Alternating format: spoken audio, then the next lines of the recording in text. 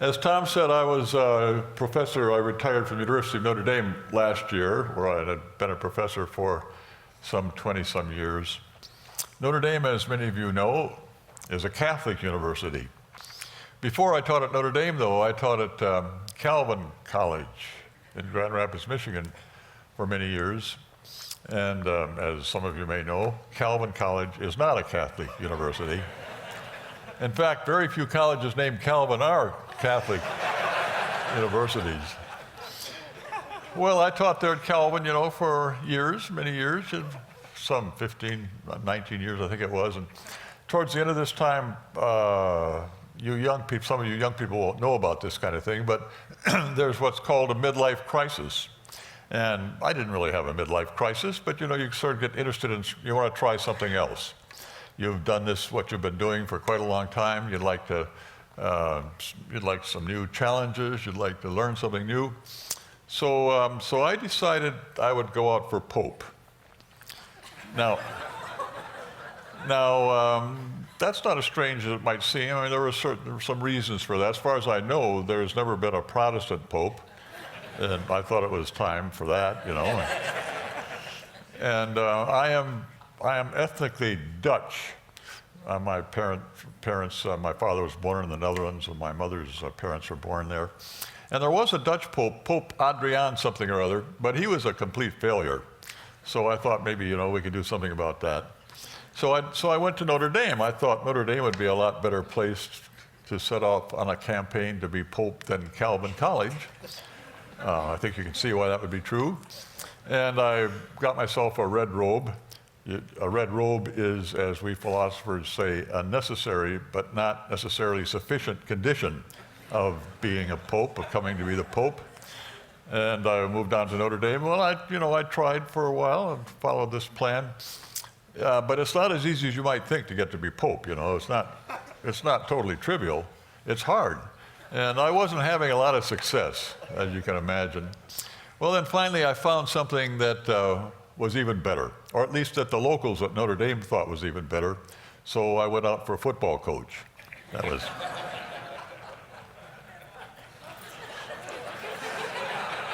And that didn't work either.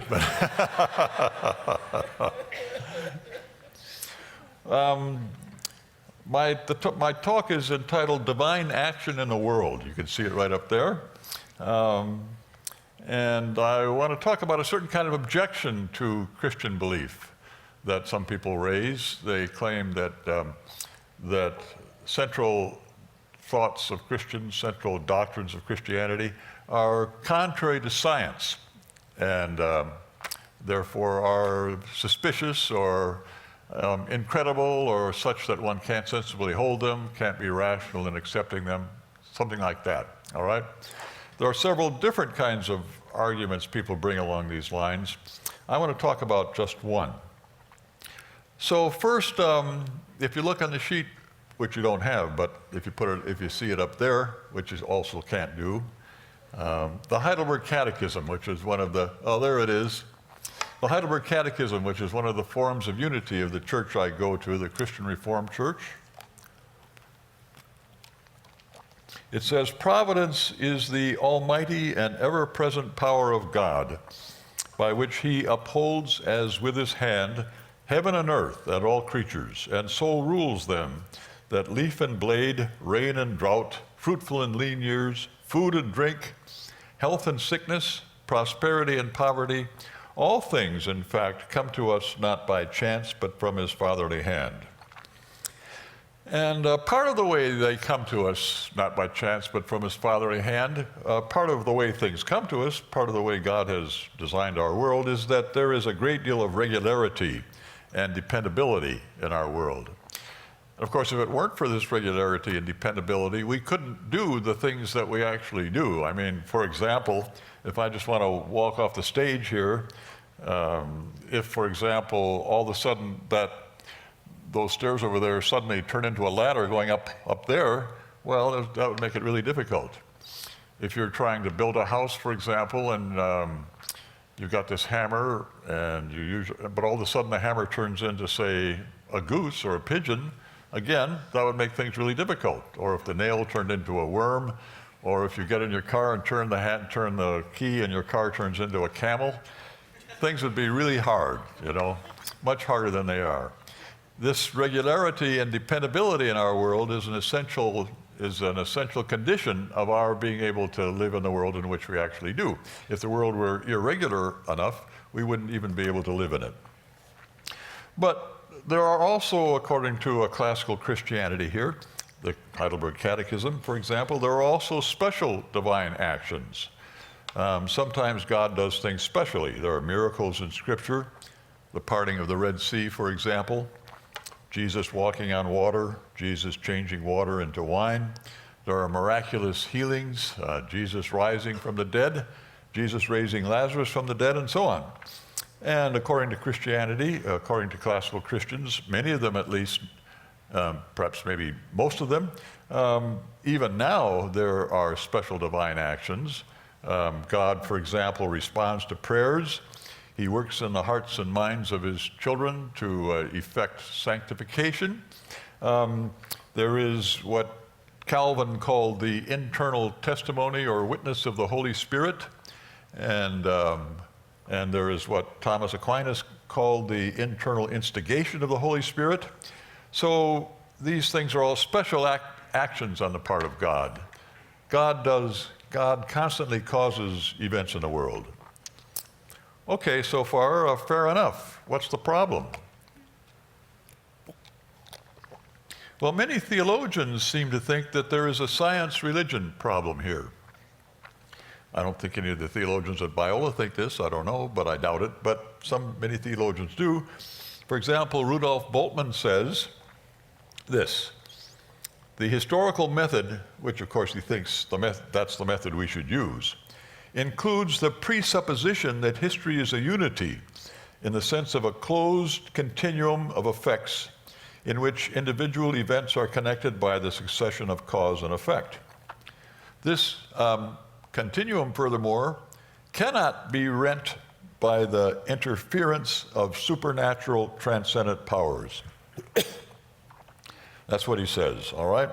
There is this continuum, it cannot be rent by the interference of supernatural, that would be God, or transcendent powers. So it's a little bit like the laws of the Medes and Persians. You probably remember Daniel, Daniel was a favorite of King Darius, and well, the other courtiers became jealous of Daniel. They didn't like it that the king liked him so well. So they came to the king and they said, "O king, live forever." That's the way you have to start off a conversation with a king. "O king, live forever. We think it would be a great idea if you pass an edict to the effect that you alone can be worshipped. Everybody has to worship you and nothing else." Well, the king thought that over for a minute, and that sounded pretty good to him. He said, "Yeah, okay, I guess that's a pretty good idea." And he passed, so he made this edict, he made this declaration: only King Darius is to be worshipped, nobody else, nothing else. Well, these courtiers, they knew that Daniel worshiped God, and they thought probably Daniel would keep right on worshiping God despite this edict. So they were watching Daniel, and he was in fact worshiping God. They came to the king. Now the penalty for worshiping something else was to be thrown into the lion's den. And they said, "Well, O king, live forever. Looks like Daniel has been violating this edict. You've got to throw him in the lion's den." Well, the king didn't want to do this because he really liked Daniel. He thought this was a miserable way to proceed, and he didn't want to do it. But then they said to him, "O king, live forever. Remember, a law of the Medes and Persians cannot be abrogated even by the king himself." So once it's put in place, not even the king himself can change it or abrogate it or go against it. That's sort of the suggestion you get here from Bultmann, Bultmann thinks, well, maybe God created the world and set it up in a certain way, but once he did that, not even he can interfere in it. He uses that word, interference. Not even he can do anything in it, he's got to keep hands off. It's like the laws of the Medes and Persians. Here's another theologian who agrees, John Macquarie. He says, the way of understanding miracle, and that would be one kind of special divine action, that appeals to breaks in the natural order and to supernatural intervention belongs to the mythological outlook and cannot commend itself in a post-mythological climate of thought. The traditional conception of miracle is irreconcilable with our modern understanding of both science and history. Science proceeds on the assumption that whatever events occur in the world can be accounted for in terms of other events that also belong within the world.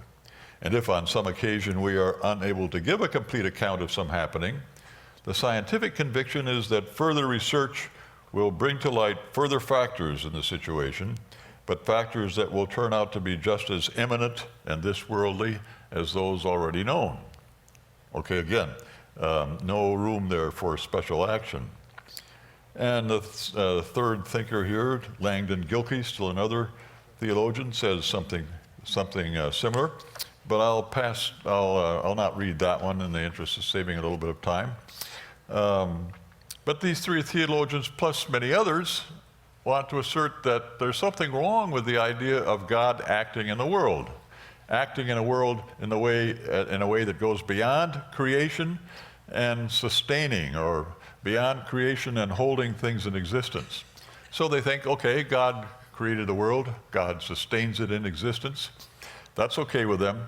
But anything beyond that, God's performing any miracles, raising Jesus from the dead, or for that matter, working in somebody's heart and mind in a special way, that, they say, is a real problem. Well, the question is, what is the problem?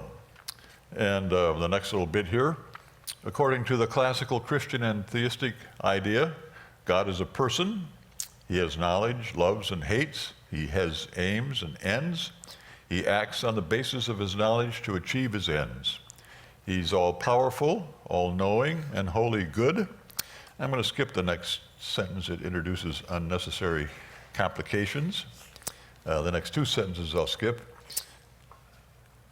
Okay. God has created the world. Thirdly, God has created the world. Fourth, as noted above by the Heidelberg Catechism, God conserves and sustains and maintains in being this world he's created. But fifth, at least sometimes, God acts in a way going beyond creation and conservation, in miracles, but also in his providential guiding of history, his working in the hearts of people, the internal instigation of the Holy Spirit, and so on. And it's with that fifth category that these people have a problem.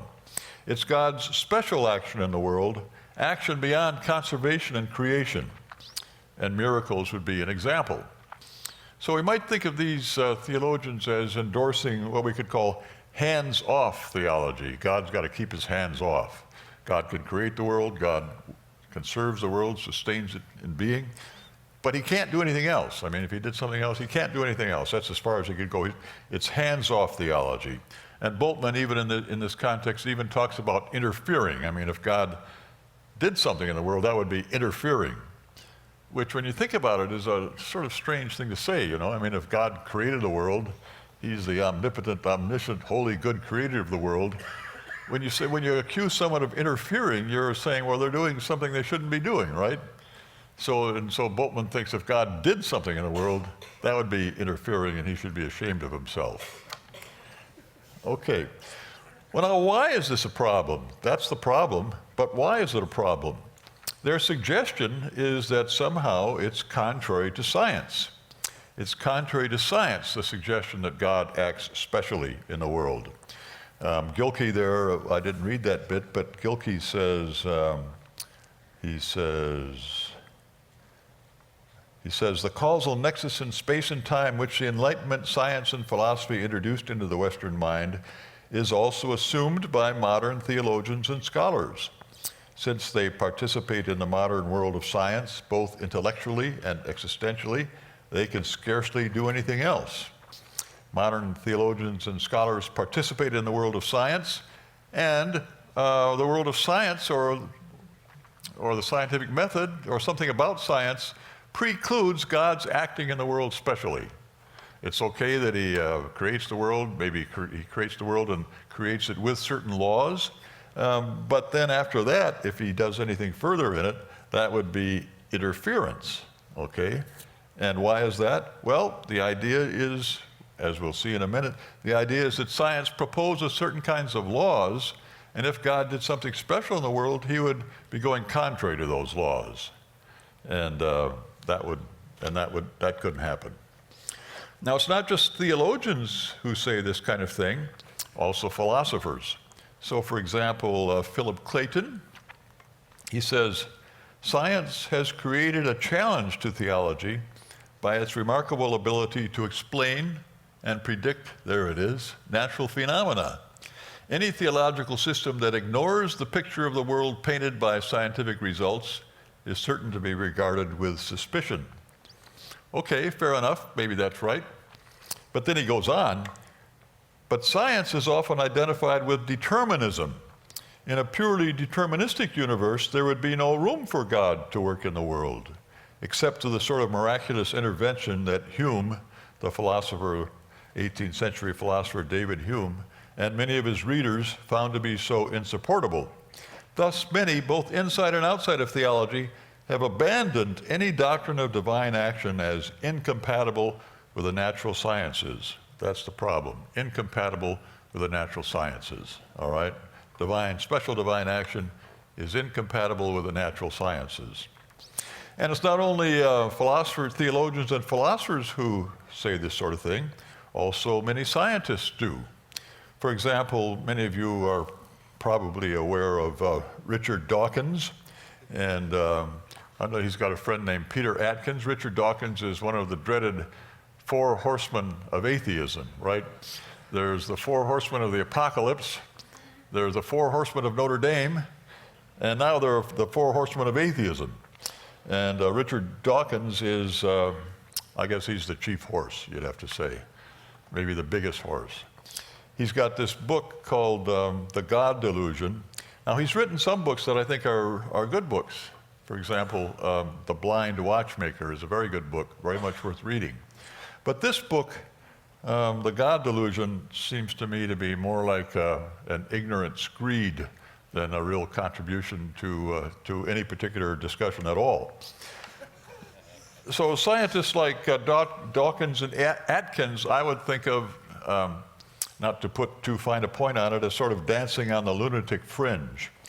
But there are other scientists, very sensible, respectable ones, like H. Alan Orr. Oh, H. Alan Orr, there you see him, H. Alan Orr. He says, well, what happened was this. H. Alan Orr reviewed a book of Dawkins, Richard Dawkins. The name of the book was The Devil's Chaplain. And H. Alan Orr said that Dawkins didn't know anything about religion. His review wasn't very good because he completely misunderstood religion, and he was far too censorious about it, far too condemnatory and the like of that. And he wrote this review was in the New York Review of Books. Well, then another scientist wrote in, in the next issue in the letters column, and wrote in and he said, well, look, religions in general, many religions posit miracles, and that's a bad thing. And then H. Alan Orr said, right, he said, this is a response to that letter to the editor. It is not that some sects of one religion invoke miracles, but that many sects of many religions do. Moses, after all, parted the waters, and Krishna healed the sick. I agree, of course, says H. Alan Orr, that no sensible scientists can tolerate such exceptionalism with respect to the laws of nature, all right? No sensible scientists can tolerate such exceptionalism with respect to the laws of nature. They can't tolerate it. Of course, if God really does do miracles, it's not going to matter a lot whether scientists or anybody else tolerate it. I mean, it's not really up to them, I mean, you can't really tell God, well, I won't tolerate that. And you can give it a try, but, you're not going to be very successful. It reminds me a little bit of a 19th century woman transcendentalist philosopher whose name was Margaret Fuller. Margaret Fuller once announced, she said, I accept the universe. Whereupon Mark Twain said, good grief, I didn't know it'd been offered to her. So, I mean, there's something sort of overweening about accepting the universe or saying you're not going to tolerate, miracles one way or the other.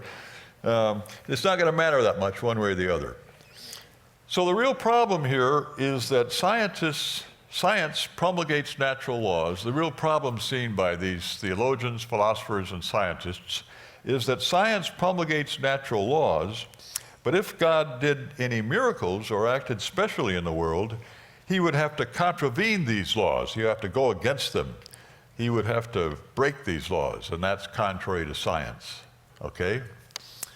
So the one famous kind of statement along these lines is by Rudolf Bultmann. And he says this: someone who avails herself, of modern medicine and uses the radio, not to mention, I suppose, television, computers, digital cameras, the kind of phones you can send messages on that Tom was talking about, such a person can't also believe in the spirit and wonder world of the New Testament. Okay. Now my question is all this really true? All right. And I want to talk first about what I'll call the old picture. First I want to talk about the old picture, then I want to talk about the new picture. The old picture, there it is, the old picture. Bultmann and his friends are apparently thinking in terms of classical science. That would be Newtonian mechanics, Newton's laws of motion, Newton's laws of gravity, together with the later physics of electricity and magnetism that you find represented by Maxwell's equations, all right? So he's thinking about the classical science, the kind that we all learned in high school. He's thinking about that kind of science. And that kind of science, well, Newtonian physics was, of course, extremely influential. Alexander Pope wrote this poem. I don't remember exactly how it goes, but it's sort of like this. We were wandering around in the darkness of night. God said, "Let Newton be," and all was light. All right? I mean, the last part is right. The first I just kind of made up. I mean, I don't know exactly what he said, but I mean, it was to that effect. So here's the Newtonian world picture then. God has created the world. Newton thought God created the world. And the world is like an enormous machine which proceeds according to fixed laws. These are the laws of classical science. Newton's laws of motion and Maxwell's equations, Newton's laws of gravity and the like. But that's not sufficient, just thinking that's not sufficient for anti-interventionism or for hands-off theology. Newton himself, you would think, accepted the Newtonian world picture. I mean, if Newton didn't accept it, who would, It would be kind of a scandal if he didn't. Newton himself accepted the Newtonian world picture, but he did not accept hands-off theology. Newton's laws describe how the world works, provided that the world is a closed, isolated system, subject to no outside causal influence, all right? So Newton's laws describe, Newton himself thought that God had to intervene every now and then and adjust the orbits of the planets. And if he didn't do that, their orbits would spiral off into incoherence. So he thought God acted in the world regularly, right? So he didn't accept hands-off theology. And what he did accept, what he thought was, his laws describe the world as the world is, provided it's a closed or isolated system, provided there isn't any outside causal influence, any influence from outside the world into that system.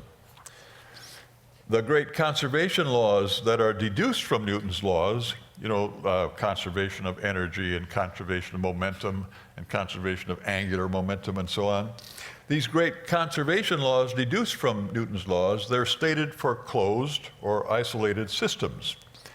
You see a bit there from a widely used university physics kind of textbook called University Physics, Sears and Zemansky's University Physics. They say, this is the principle of the conservation of linear momentum. When no resultant external force acts on a system, the total momentum of the system remains constant in magnitude and direction. And then they also say, the principle of the conservation of energy, the other was the conservation of linear momentum. The principle of the conservation of energy states that, quote, the internal energy of an isolated system remains constant. This is the most general statement of the principle of conservation of energy. So you get the idea, these laws, Newton's laws, his law of gravitation, his laws of motion, conservation laws that are deduced from Newton's laws, these apply to closed or isolated systems, systems where there isn't any input, causal input from the outside, when there's nothing outside that system acting in the system, acting within the system. But then there's nothing here. If that's true, there's nothing here to prevent God from changing the velocity or direction of a particle, or for that matter, from creating ex nihilo a full-grown horse. I say God could create ex nihilo a full-grown horse in the middle of Times Square, New York City, without violating any of these laws for the following reason. Energy is conserved in a closed system, but any system in which God acted in such a way would not be a closed system. So the laws tell us how things go with closed systems, but they don't say anything about systems that aren't closed. So if you consider God's creating a full-grown horse ex nihilo, say on the stage here, then any system that included that horse, this whole building, for example, the whole city of Los Angeles, the whole state of California, the United States, the whole earth, any system that included that horse would not be a closed system. There would be input from outside the system into the system. But if that's the case, then the conservation laws don't apply to that system. They only tell you what things are like in a closed system. All right? Okay. So these principles, I say, apply to isolated or closed systems, but then there's nothing to prevent God from creating ex nihilo a full-grown horse. Energy is conserved in a closed system, but not in just any old system. At least the laws don't say anything about unclosed systems, and it is no part of Newtonian mechanics or classical science generally to declare that the material universe, the whole physical universe, is a closed system. That's not part of physics. Physics tells us that for any two objects, there's a force that they attract each other with a force which is directly proportional to the product of their masses and inversely proportional to the square of the distance between them. It tells us that, and it tells us lots of other things, but it does not go on to say, and furthermore, the whole material or physical universe is a closed system. That would be more like a theological or philosophical add-on. That wouldn't be part of the science just as such. You won't find that in any physics textbooks. Okay. So then, to get hands-off theology or anti-interventionist theology, we need more than just classical science as such. Classical science as such doesn't give that to us. It's not the case that classical science as such precludes God acting specially in the world. These theologians and philosophers and so on say that, but the fact is that's not true. To get hands-off theology, we need more than classical science. We need to add that the universe, the physical universe, is closed. That's what we have to add. Or alternatively, we have to add determinism, which will come to the same thing here. Where the common definition of determinism is this, that the natural laws plus the state of the universe at any one time determines the state of the universe at any other time. You get the idea? Yep, there it is, right? So you've got the state of the universe, the whole universe at one time, a complete description of it, a description that says where each particle is and what its velocity is and what its direction is, what its mass is and so on, all these parameters. That you've got a complete description. That together with the laws of nature will entail the state of the universe at any other time, will imply the state of the universe at any other time.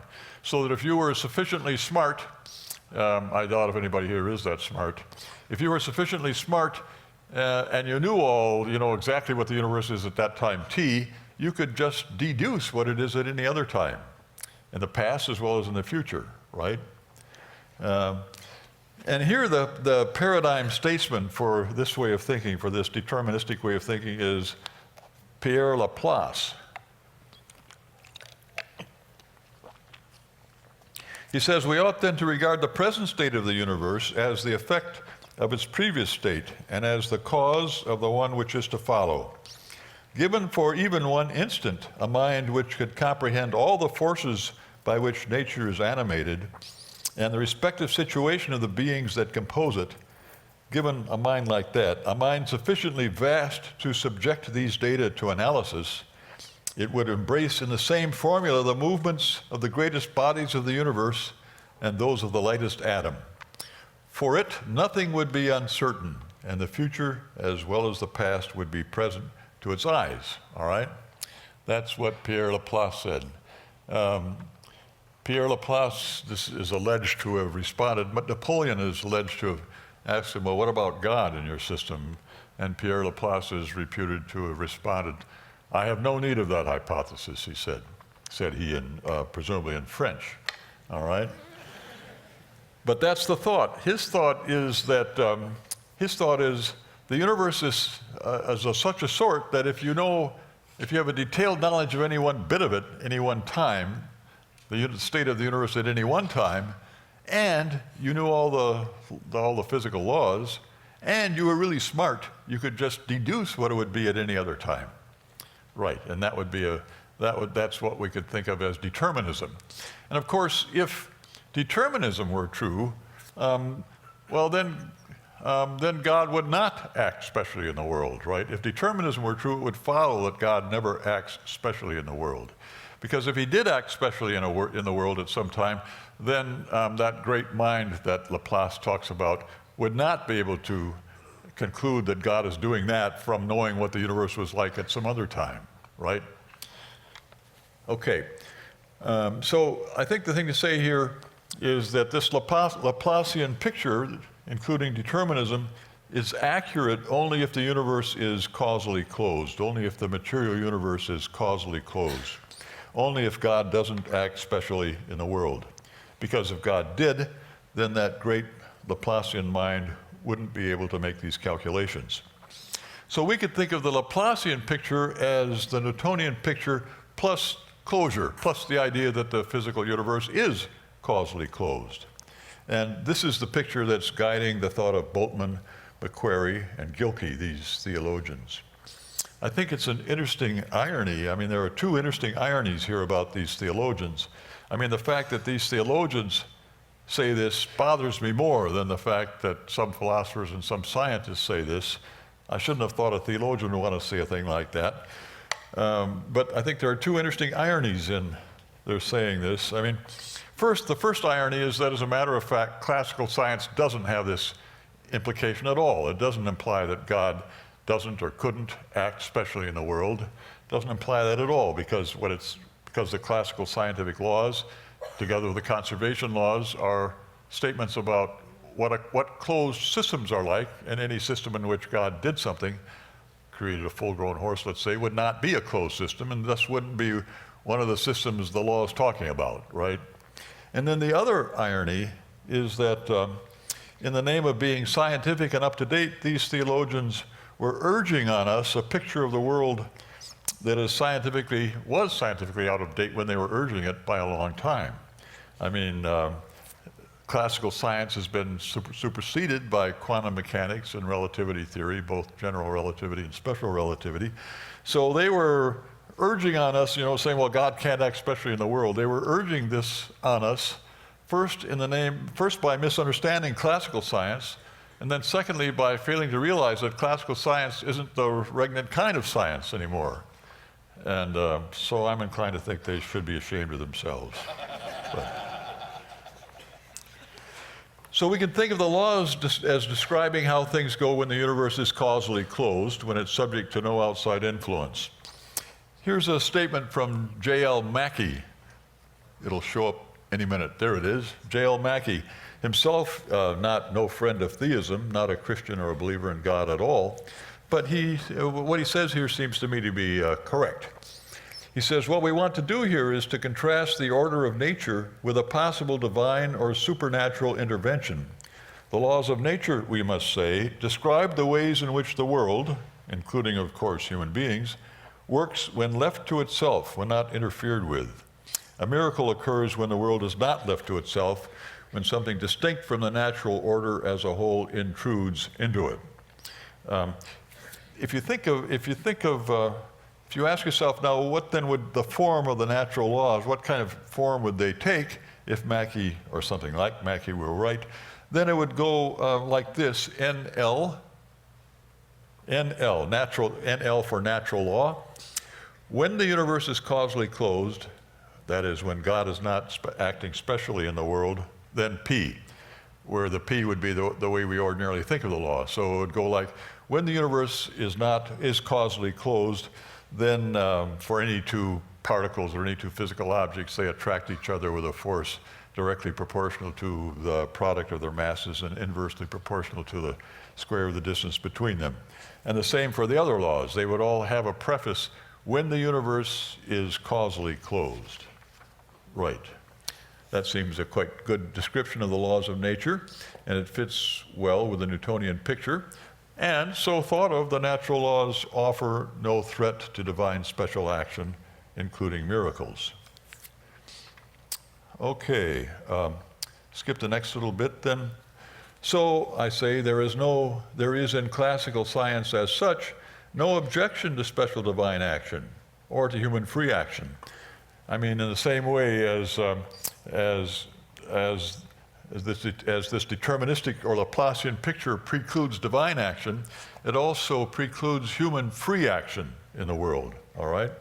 So, and we could talk about that in the discussion period if you like, but I don't want to talk about it now because I don't have that much time. So classical science just as such doesn't make any objection to special divine action or to human free action. To get such an objection, we must add that the universe is causally closed. That's a metaphysical or theological add-on, not part of classical science. Classical science as such is perfectly consistent with special divine action, including miracles, walking on water, rising from the dead, creating ex nihilo a full-grown horse, and so on. There's no science-religion conflict here at all. There's only a religion-metaphysics conflict. Okay. Well, now I want to talk briefly about the new picture. That, I said, was the old picture. Now the new picture. Well, now, classical science has now been superseded. The Laplacian and Newtonian world pictures have both been superseded, in particular by quantum mechanics. And the main thing to see here, there's a lot to be said about quantum mechanics, and most of it I don't know. So, I mean, I'm not a quantum mechanic. But fortunately, we don't need to know a whole lot about it to see the important point here. The important point is this: the laws of quantum mechanics are probabilistic rather than deterministic, all right? So according to Newtonian mechanics, if you're given a complete description of some system and there isn't any outside causal influence on the system, then if you ask, well, what's that going to be like in 5 minutes? There will be a particular answer. It'll be a completely definite answer, all right? Maybe you aren't able to get that answer yourself, and in fact, there's a lot of problems with actually working this out in detail. Maybe you aren't capable of doing that, but the laws entail a particular and completely definite answer to all the questions, all the physical questions about that system, all right? But that isn't how it goes with quantum mechanics. In quantum mechanics, if you're given a system of particles, then the quantum mechanical laws don't say which configuration they will be in 5 minutes at all, but instead they assign probabilities to the possible outcomes. So there'll be a whole continuum of possible outcomes, and the quantum mechanical laws will assign probabilities to these. Some of the outcomes, if you think of it as kind of a distribution like that, at these edges, these outcomes will be extremely unlikely, will be assigned extremely low probability, those in the middle much higher probability, and so on.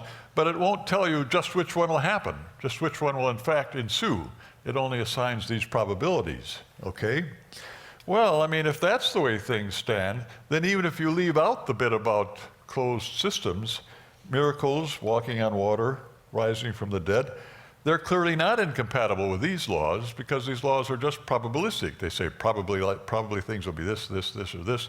This way of being has a probability of 0.13, let's say. This one over here, a probability of 0.0007. I mean 0.0007.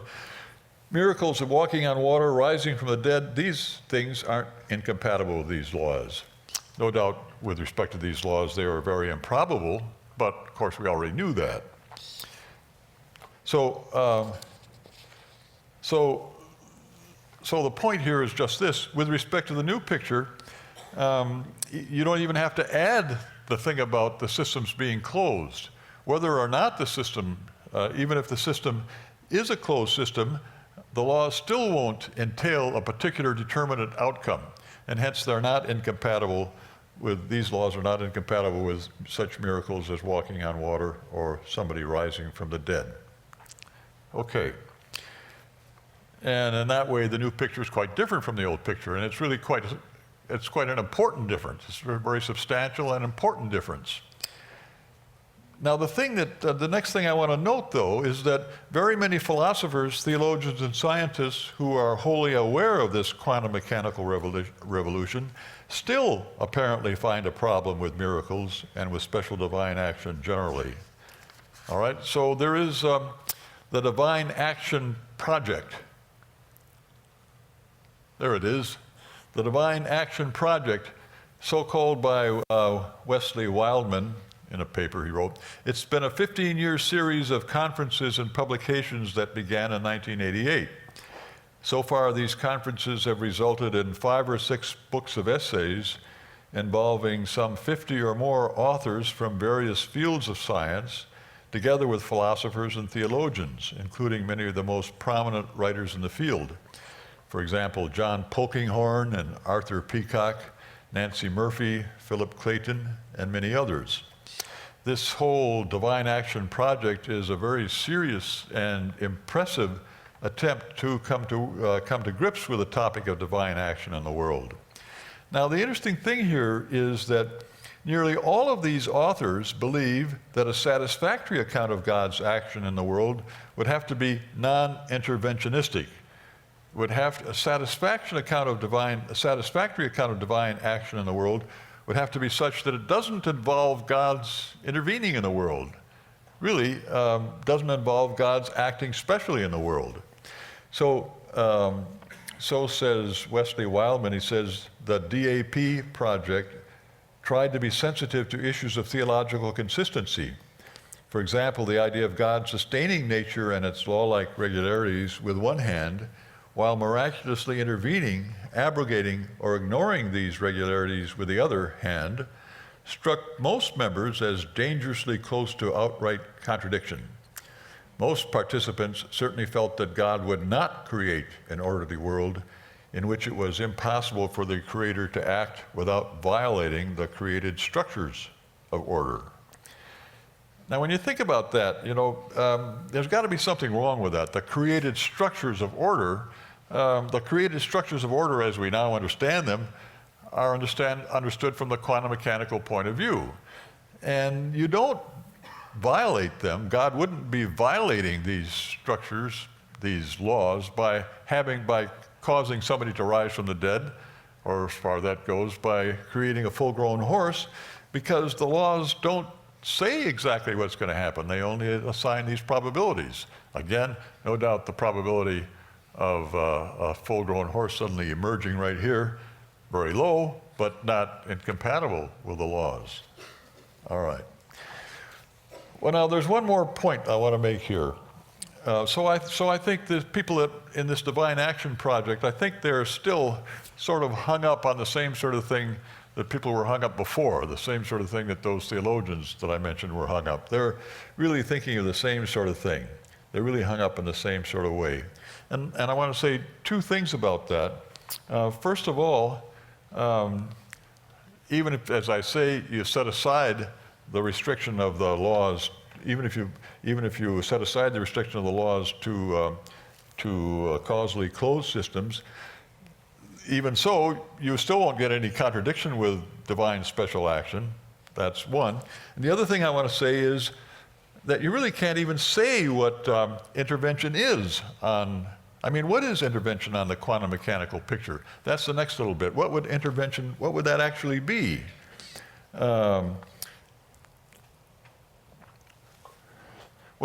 Take a look, I'm running out of time now.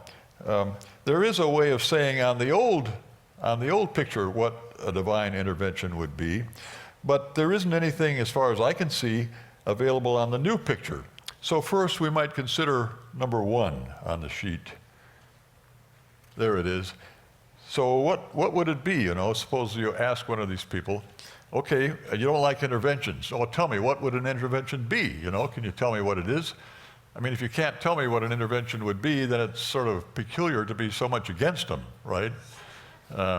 You tend to be against things such that you know what they are, not against things such that one can't even say what they are.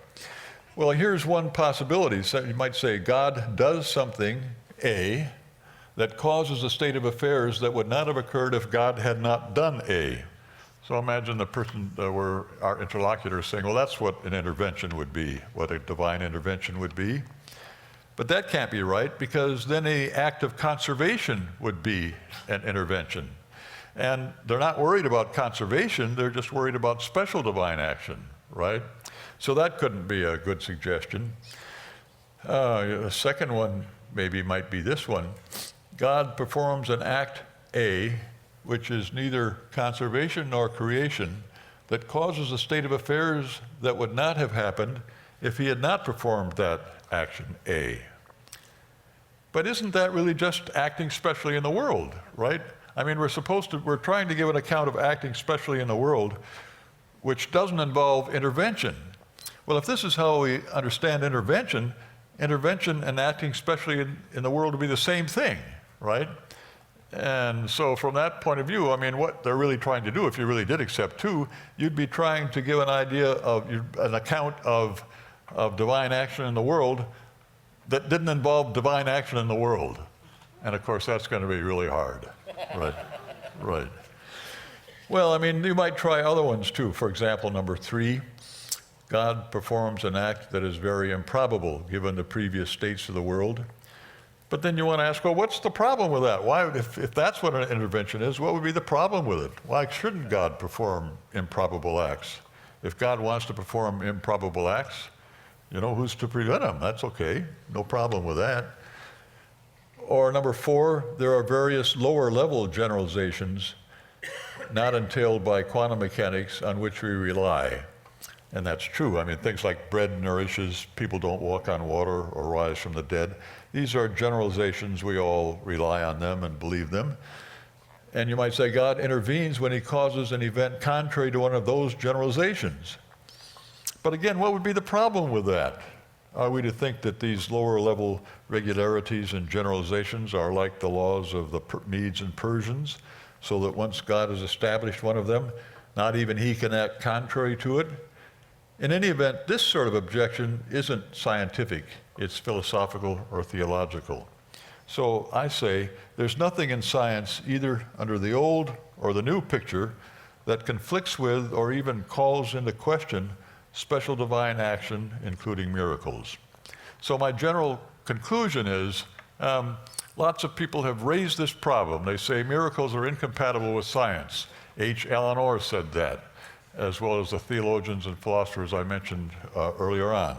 It's a very common idea that if you believe in miracles, you're somehow not accepting science, you're going contrary to science.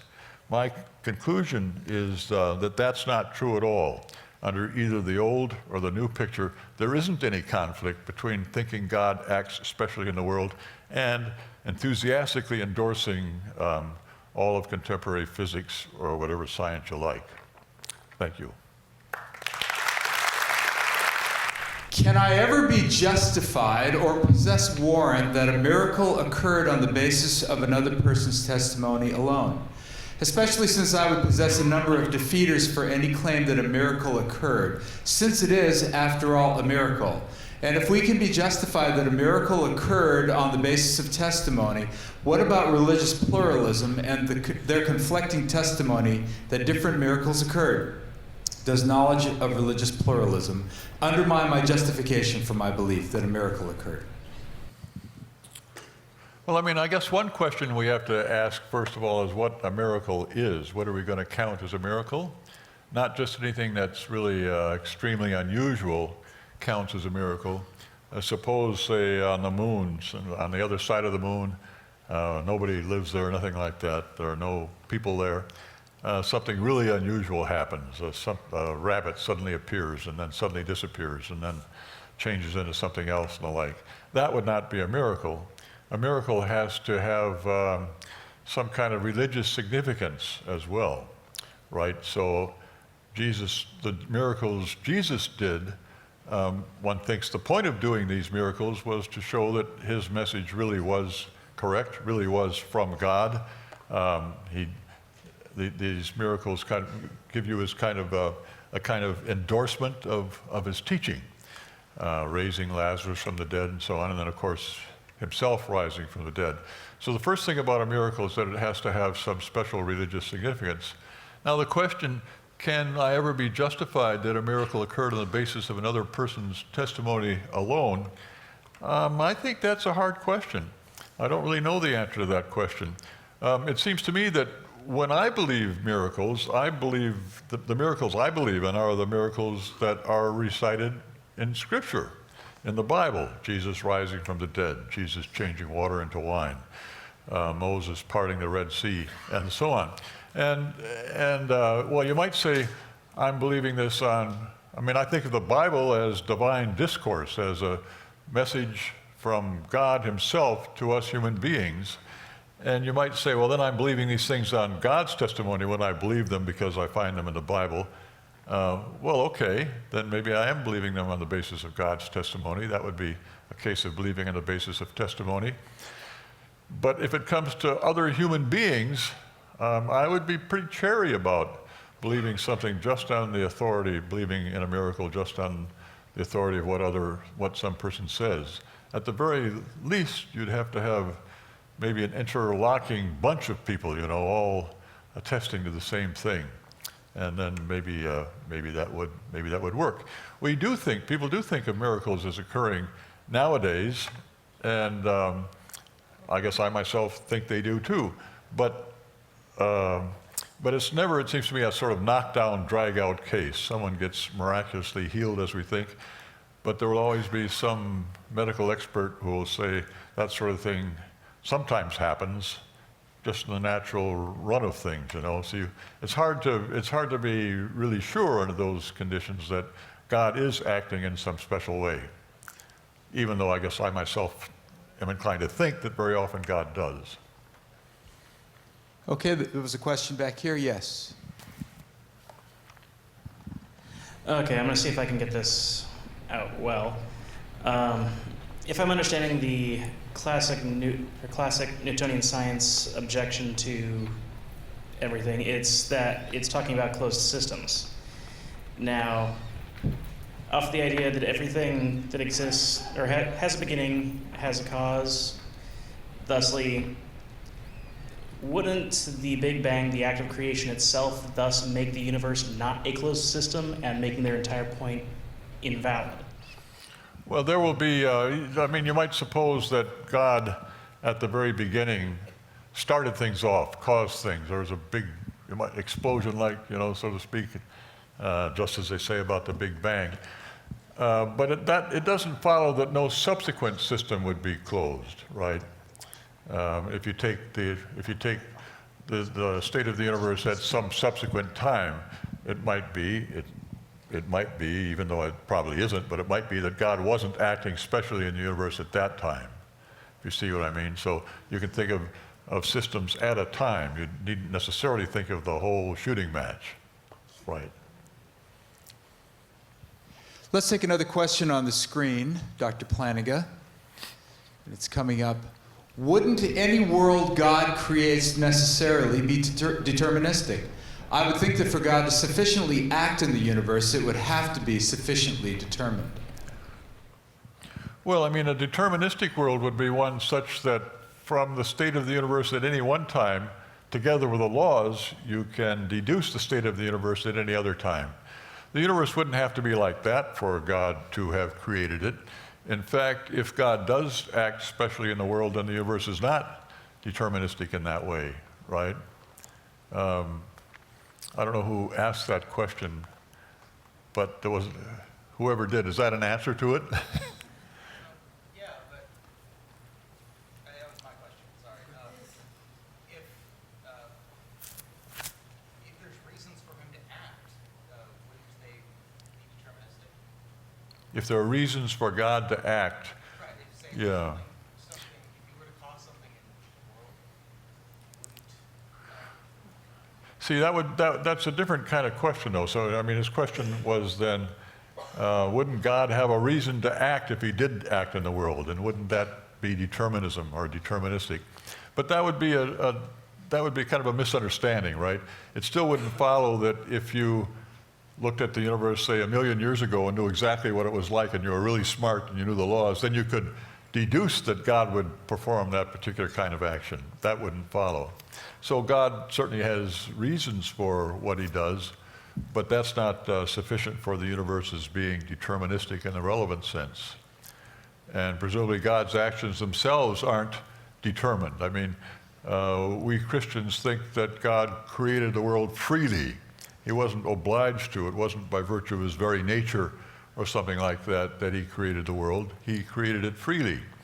We also think that God was free in setting up the scheme of redemption by virtue of which we human beings can once more be in God's favor, once more be in the right relationship with God.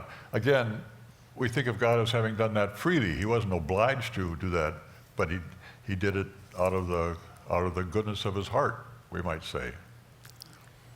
Okay, there's a question over here. Aaron, come on over here so that I don't have to crawl over people. Hello. So I emailed this actually, but it's fine. I'll just. If the problem with science is the study of causality of things that belong in the world, how can we, by conversation with laymen, approach the issue without giving the audience a sense that science is wrong? But that science is not necessarily, not necessary to prove historiological accuracy of the gospel. So meaning, how can we approach conversations in that science isn't necessary to prove that God does exist or that he has divine action within the world?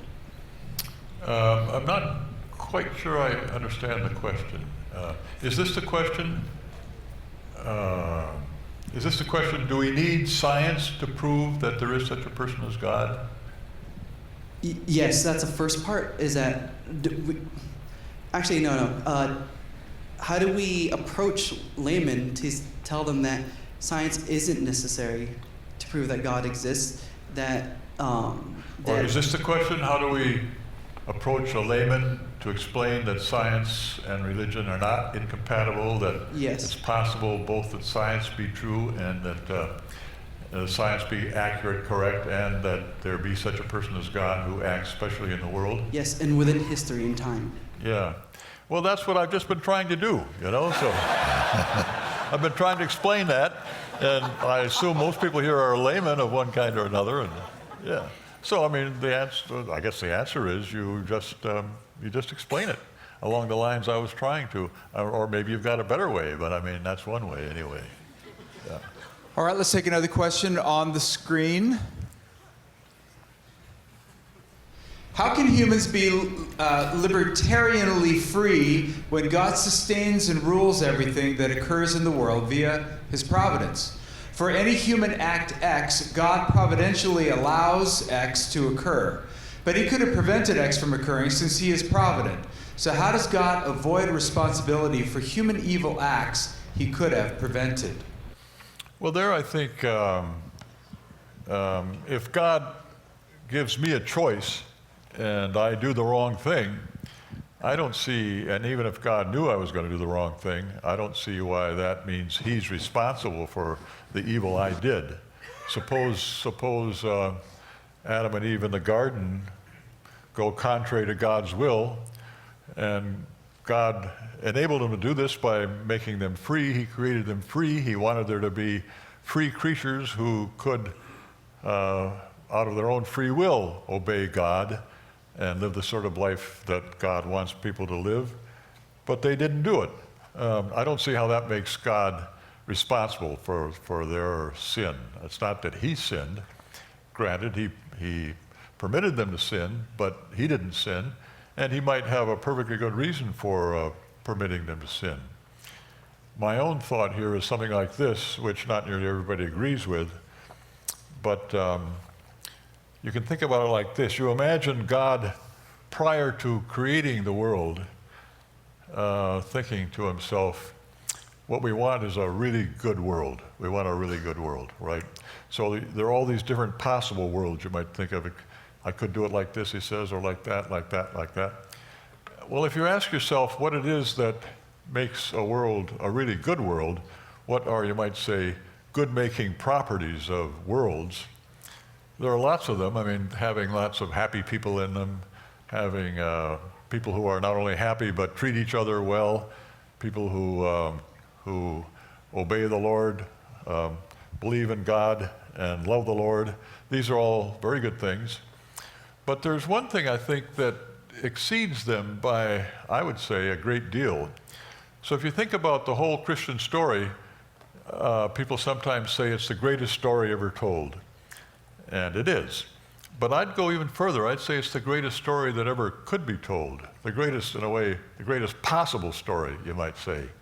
So just think about the whole Christian story. Here is God, the almighty, omnipotent, holy, good, omniscient creator of the universe, the being than which it's not possible that there be a greater. He creates human beings, leaves them free. He creates free human beings, and they turn their back on God. They reject him. They seek their own good rather than wanting to conform their wills to his.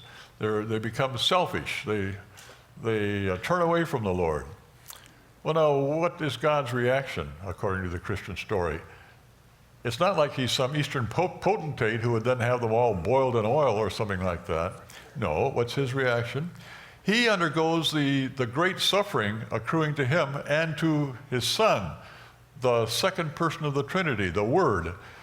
The great suffering involved in the second person of the Trinity becoming incarnate in our form, in our flesh, and being crucified, having to suffer and die. That's his response. An act of overwhelming, amazing love on the part of the first being of the whole universe, an amazing act of love directed to creatures who have turned their backs on him. Now, a world in which that happens is going to be a really great world, a really great world.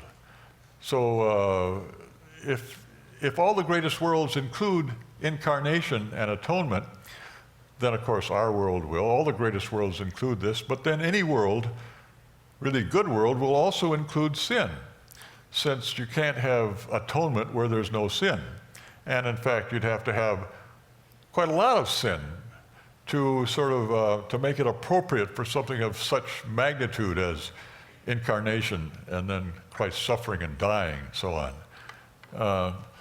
So you might say, so the question was, well, why would God permit people to sin? Well, maybe the answer is all the really great possible worlds contain incarnation and atonement, but then also contain sin. Let's take two more questions, one from the back. Hello. So, let me phrase this right. As a disclaimer, I'm a non-believer, and one of the problems I have with finding God for myself is the different laws in physics that seem very arbitrary. The what? The different laws in physics that seem pretty arbitrary, universal constants and such. I was wondering how exactly that an omnipotent God doesn't make his presence more known. Why does he have to act within the box he confines himself in with physical laws as we know them? It's great that we do that, we have to, but for him to do that, not manifest a horse next to you or whatever the case may be, why must he act within them? I think that's what I'm going for. I mean, I guess the answer is, well, he doesn't always act in the same way. There is special divine action. There are miracles and the like of that. So he doesn't always act in the same way, and he doesn't have to always act in the same way. But if you ask, well, why does he sometimes do miracles and other times not do miracles? Or why isn't his presence overwhelmingly available and obvious to everyone? With respect to the first question, I don't know. I mean, God's got his reasons, and maybe I can't figure them out.